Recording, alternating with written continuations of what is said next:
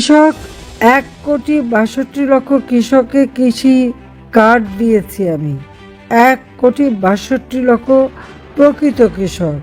আজকে গাড়ি বাড়িওয়ালা মানুষকে নতুন লুঙ্গি নতুন গেঞ্জি পরিয়ে সাজিয়ে এনে কৃষক বানিয়ে তার হাতে কৃষি কার্ড দেয়।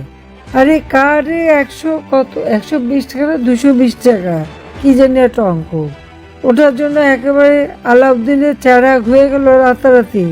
সেই কৃষক হাতে কার্ড পাওয়ার সাথে সাথে সে এত বড় লোক হয়ে গেল, সেটা বলতে চায় নাকি বলবে যে সত্যি কথাটা বলবে যে না, এরকম অর্থশালী বিত্তশালীর হাতেই কৃষি কার্ড তুলে দিয়েছে। মানুষের সাথে ধোঁকাবাজি ভাওতাবাজি কেন, কিসের জন্য?